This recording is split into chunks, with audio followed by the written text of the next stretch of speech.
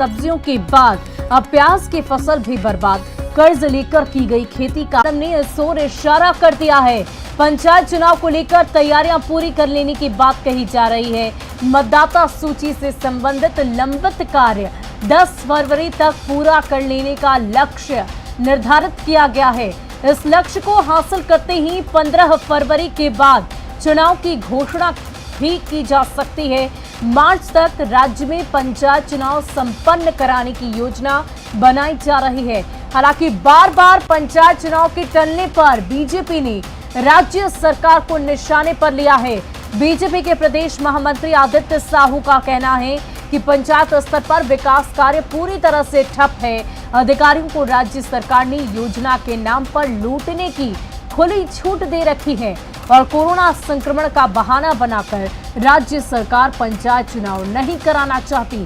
तो ये बड़ी खबर आपको बता रहे हैं रांची से, झारखंड से संबंधित, जहां अब पंचायत चुनाव को लेकर तैयारियां युद्धस्तर पर की जा रही है। 15 मार्च तक त्रिस्तरीय पंचायत चुनाव की संपन्न कराने की संभावना जताई जा रही है।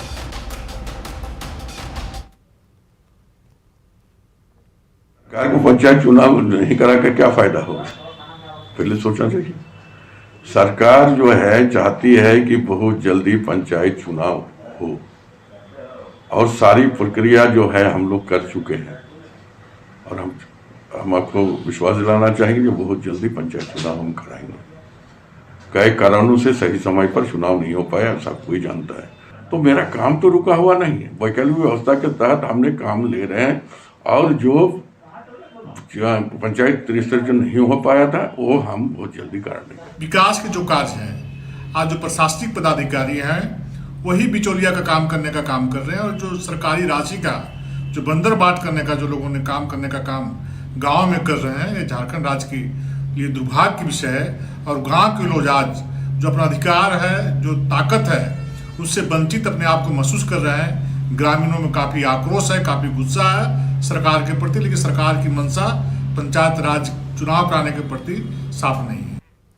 और कोरोना संक्रमण की रफ्तार ने झारखंड की विकास योजनाओं की रफ्तार पर ब्रेक लगा दिया है।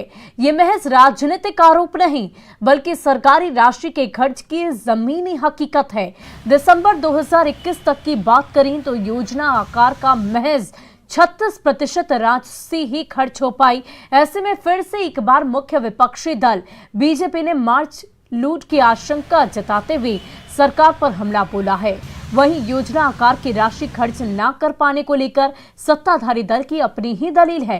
कांग्रेस ने यह दावा किया है कि मार्च लूट जैसी कोई भी वित्तीय अनियमितता इस सरकार में नहीं होने दी जाएगी।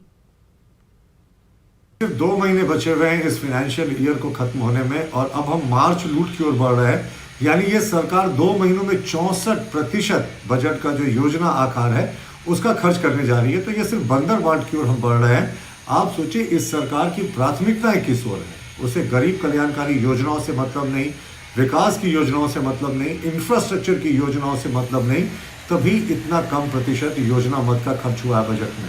ये साफ है, ये मार्च लूट की ओर संकेत दे रहा है। कोरोना के कालखंड में जो प्राथमिकता की सूची थी उस दरमियान सरकार का दृष्टिकोण भी उसको खर्च करने को लेकर के योजनाओं को वो उस अनुरूप जरूर रहा, लेकिन हम आपको पूरी तरह से भरोसा दिलाते हैं कि 100% योजनाओं के क्रियान्वयन में ही बजटीय राशि का उपबंध के खर्च किया जाएगा और कहीं से भी कोई वित्तीय अनियमितता का मामला नहीं आने वाला है, क्योंकि सरकार ने पूरी तैयारी कर रखी है और जिसको लेकर के सरकार ने अपने संकल्प को भी दोहराने का काम किया है।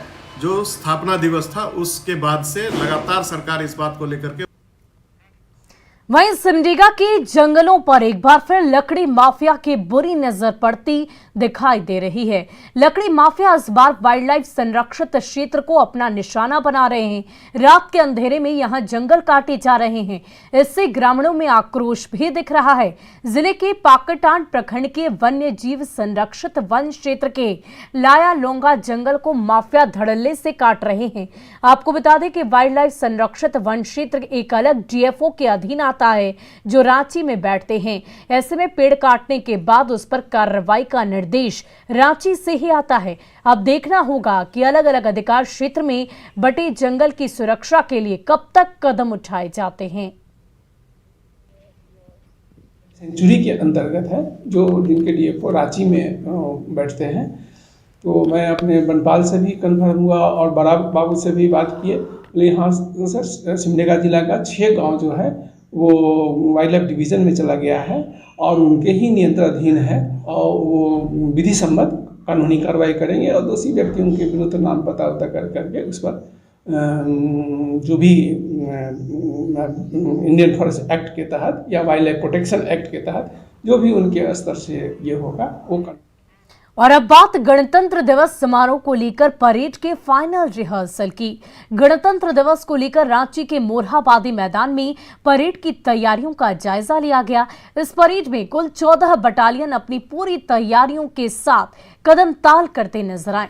इसमें army, CRPF, CISF, Jharkhand Jaguar JAP 10 के साथ ही दूसरी बटालियन भी शामिल रहे। इस बार गणतंत्र दिवस पर कुल मिलाकर 10 झांकियां निकाली जाएंगी। वहीं समारोह में कोविड गाइडलाइंस का पूरी तरह पालन किया जाएगा। गणतंत्र दिवस को लेकर राजधानी की सुरक्षा व्यवस्था और भी ज्यादा कड़ी कर दी गई है। गणतंत्र दिवस को लेकर आज जो है सबसे पहले तो जो परेड था उसके रिहर्सल को देखा गया है, उसकी समीक्षा की, इंस्पेक्शन किया गया है उसका, और जो परेड कमांडर उनको इंस्ट्रक्शंस दिए गए हैं और सभी व्यवस्था को भी देखी गई है। और आज जो जितने भी फोर्स और मजिस्ट्रेट का डिप्लॉयमेंट हुआ है उन सभी लोगों की ब्रीफिंग भी की गई है आज, और 26 जनवरी की तैयारी जो है पूरी तरह से कर ली गई है। कोरोना को लेकर यही है कि 60 साल से ऊपर वाले और 18 साल से नीचे वाले जो हैं वो तो यहाँ पर अलाउड नहीं रहेंगे, और सोशल डिस्टेंसिंग के साथ जितनी भी सीटिंग कैपेसिटी है यहाँ पर उतने ही लोग को अलाउ किया जाएगा। बाकी लोग जो है वो अपने टीवी पर देख सकते हैं, यूट्यूब पे लाइव देख सकते हैं उसको। ऑफिसर मजिस्ट्रेट डिप्यूटेड किए गए हैं, सेंसिटिव प्रोफाइलिंग किया जा रहा है और पूरे सिस्टम को भी हाईलाइट रखा गया है। और हम लोग जितने भी अपने एंटी क्रैम्प चेकिंग है, पीसीआर एमआई को हाईलाइट रखा है। साथ ही आप लोग माध्यम से समस्त आम जनता से आग्रह करते हैं, कहीं भी कोई चीज़ है उनको कोई ऐसे व्यक्ति कुछ दिखे जहाँ पे सस्पिशियस डाउटफुल हो, कृपया करके आप बताने का कष्ट करें और हम लोग इस पर इमीडिएट कार्रवाई करेंगे। साथ ही ट्रैफिक अरेंजमेंट भी किया गया है और हम लोग उम्मीद कर सकते हैं कि बहुत ही अच्छे माहौल में ये हम लोग का जो राष्ट्रीय महोत्सव है परिपूर्ण हो। वहीं गणतंत्र दिवस की तैयारियों का आज देवघर स्टेडियम में फाइनल रिहर्सल किया गया। इस मौके पर देवघर डीसी के साथ एसपी और तमाम अधिकारी मौजूद रहे। परेड में पुलिस बल की 4 टुकड़ियों ने अभ्यास किया। गणतंत्र दिवस के मौके पर पर्यटन मंत्री हाफिजुल हसन नगर स्टेडियम में झंडोत्तोलन करेंगे। इस दौरान सरकार की ओर से कोविड पर जारी गाइडलाइंस का पूरी तरह पालन किया जाएगा। इस बार कोरोना को देखते हुए स्कूली छात्र छात्राओं को एंट्री नहीं दी गई है। वहीं सांस्कृतिक कार्यक्रम के आयोजन की भी मनाही है। झंडोत्तोलन करेंगे और इस दिन राज्य सरकार की जो गाइडलाइंस जो है 500 लोग रहेंगे और यहाँ और जो 18 वर्ष से नीचे वालों को भी हम लोग परेड में इसमें नहीं लिए हैं और कोई भी कार्यक्रम में। और इस दिन पेट्रोल सब्सिडी के जो लाभुक है सांकेतिक रूप में 10 लोगों को उस दिन माननीय मंत्री मोदी जी के द्वारा यहाँ पे दिया जाएगा। वहीं गणतंत्र दिवस को लेकर बोकारो में सेक्टर 12 के पुलिस लाइन में फुल ड्रेस रिहर्सल किया गया। इसमें डीसी और एसपी मौजूद रहे। निरीक्षण के दौरान कुल 8 प्लाटून मौजूद रहे जो 26 जनवरी की परेड का हिस्सा होंगे। डीसी ने बताया कि इस बार प्रभात फेरी का आयोजन नहीं किया जा रहा है। वहीं एनसीसी को भी परेड में शामिल नहीं किया जाएगा। कोरोना वॉरियर्स को सम्मानित करने के साथ ही 26 जनवरी से शुरू हो रहे पेट्रोल सब्सिडी के 10 लाभुकों को भी सम्मानित किया जाएगा। डीसी ने बच्चों और बुजुर्गों से कोरोना को देखते हुए सतर्कता बरतने की अपील की है। परेड का आज फाइनल रिहर्सल हुआ है। उपायुक्त महोदय ने निरीक्षण किया है। टोटल 8 प्लेटून है जिसमें सीआरपीएफ भी है, जैप भी है, होमगार्ड है, लेडी। आपने देखा होगा इनकी तैयारी काफ़ी अच्छी है। खराब वेदर के बावजूद भी काफ़ी अच्छी तैयारी हुई है बाकी परसों हम लोग के लिए बहुत इम्पोर्टेंट इवेंट है, तो सभी थाना लेवल पे हम उसके बाद SDPO ऑफिस लेवल पे इसका आयोजन किया जाएगा। इस बार कोविड परिस्थितियों को देखते हुए NCC के और स्कूल के बच्चों को परेड में नहीं शामिल किया गया है। जिला पुलिस बल, CRPF, CSF के इत्यादि के द्वारा ही इस बार परेड किया जा रहा है। साथ के साथ कोरोना वॉरियर्स को एवं माननीय मुख्यमंत्री जी की पहल पर राज्य में 26 जनवरी से पेट्रोलियम सब्सिडी की योजना जो शुरू की जा रही है, उसके 10 चिन्हित लाभुकों को कार्यक्रम के माध्यम से सम्मानित किया जाएगा। और झारखंड में कोरोना के केस में लगातार गिरावट दर्ज की जा रही है। रविवार को राज्य में 1269 कोरोना संक्रमित मिले। हालांकि 8 लोगों की कल इलाज के दौरान मौत हो गई। वहीं 3423 लोगों ने कोरोना को मात भी दी। इसी के साथ झारखंड में कोरोना की रिकवरी रेट देश से भी बेहतर हो गई है। झारखंड में कोरोना रिकवरी रेट 94.11% है, जबकि देश के स्तर पर यह 93.58% है। पिछले 9 दिनों से राज्य में कोरोना संक्रमितों से अधिक स्वस्थ होने वालों की संख्या रही, जो एक राहत की खबर है। अब राज्य में कोरोना के 19,466 एक्टिव मरीज हैं।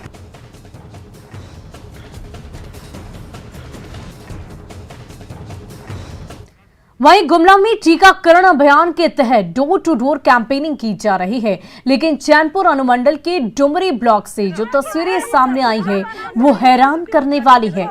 यहां लोगों को जबरन टीका लगाया जा रहा है। SDPO प्रीति किस्कू की देखरेख में प्रखंड में 100% वैक्सीनेशन के लक्ष्य को पूरा करने के लिए लोगों को वैक्सीन लगाई जा रही है। प्रखंड के गांव-गांव और घर-घर घूमकर वैक्सीनेशन किया जा रहा है। वहीं वैक्सीन ना लेने वालों को जबरदस्ती टीका दिया जा रहा। जबरन टीका देने से बेहतर ये होता कि वैक्सीन नहीं लेने वालों को प्रशासन पहले जागरूक करे। वहीं केंद्र सरकार के निर्देश के मुताबिक किसी को भी कोविड वैक्सीन लगवाने के लिए मजबूर नहीं किया जा सकता।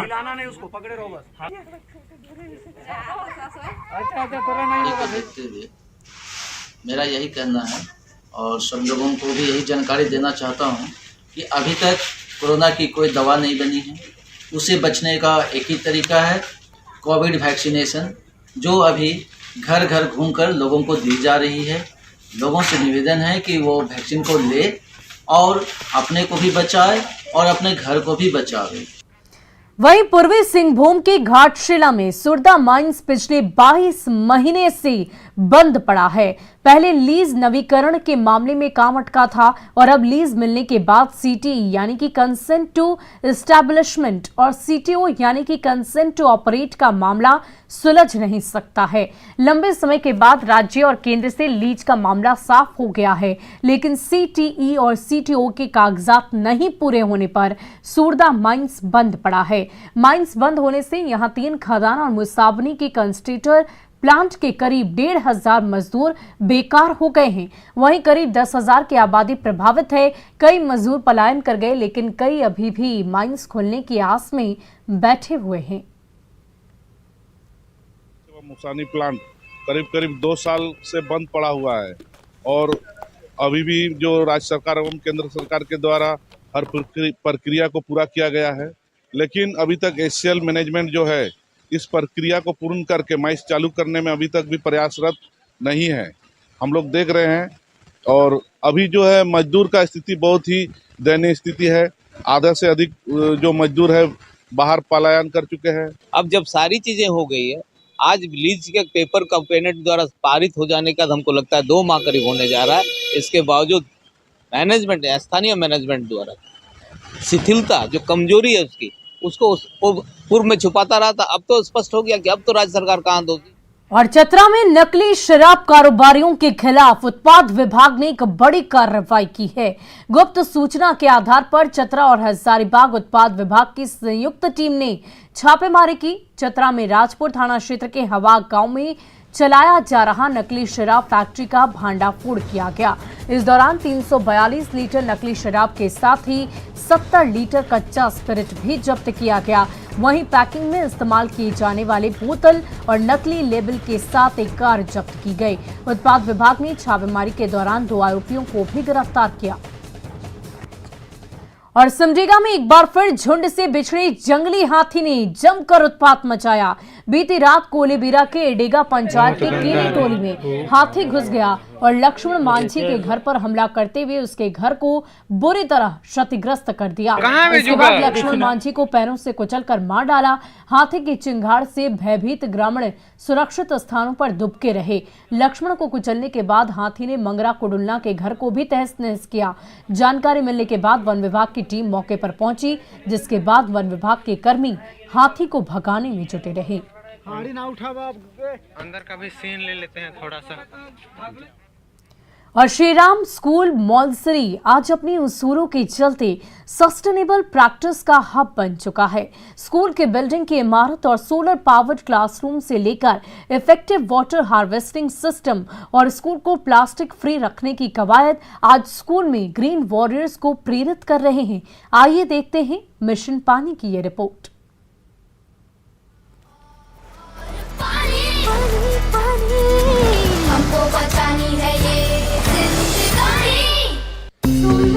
My brother Navin, since a young age, though Shriram School has inculcated a sense of responsibility to the environment, we didn't know what to do to help the environment. Ghazipur landfill, which is the world's largest landfill, collapsed, killed 2 people and also caught on fire, releasing tons and tons of toxic gas. And for the next 2-3 days, there was smog everywhere. So that's when the connection was created for Nav and I that waste and air pollution are very interconnected. Then we did some more research on this connection. We found out almost 30% of Delhi's air pollution is caused indirectly or directly by waste. And that's when we, researched a little more and found out that the best solution is segregation. So then, within 2 months, we had 50 people reach out and join us. Then in the next month or two, we had 100 people.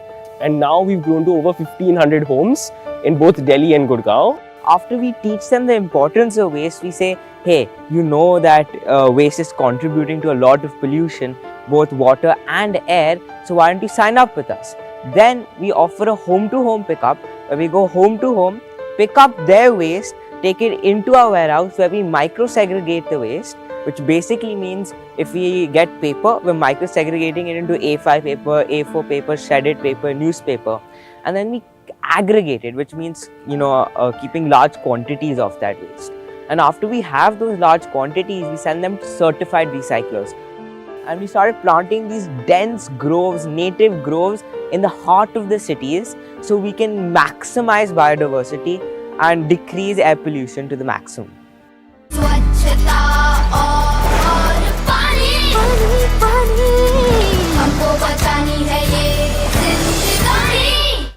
और कहते हैं कि कड़ी मेहनत और दृढ़ संकल्प से लगभग कुछ भी संभव किया जा सकता है।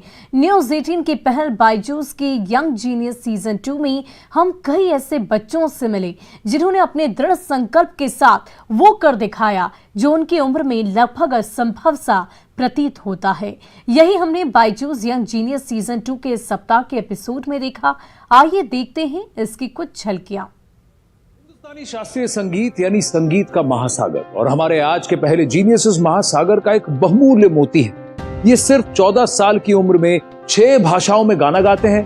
2020 का ग्लोबल चाइल्ड प्रोडिजी अवार्ड जीत चुके हैं। ये हैं कर्नाटिक म्यूजिक की शान बन चुके बेंगलुरु के Rahul velar.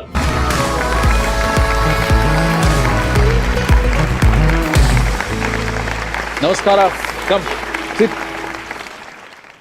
Now, your parents are IT professionals. Yeah. And you are singing Carnatic music. How did this happen? Actually, the credit of identifying my interest in music goes to my parents. Please welcome Padma Shri Shankar Mahadevan. Hello, namaste. How are you? Rahul, so nice to see you. Vande Mataram. Vande Mataram. Sujalam Suphalam Malayaj Sheetalam। सिरी, आपने एक नए राग का आविष्कार किया है, वो भी कर्नाटिक संगीत में। Tell us a little more about it. I created a new ragam called Namo Veena Pani in dedication to Dr. Jayanti Kumaresh ma'am, as I'm a huge fan of her.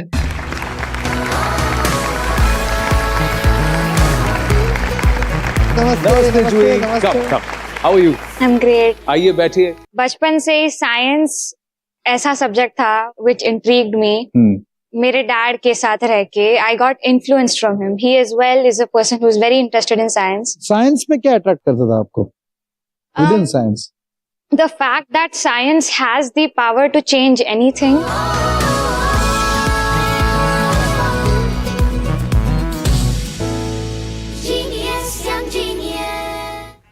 और फिलहाल के लिए इस bulletin में इतना ही। आप बने रहे न्यूज़ 18 बिहार झारखंड के साथ।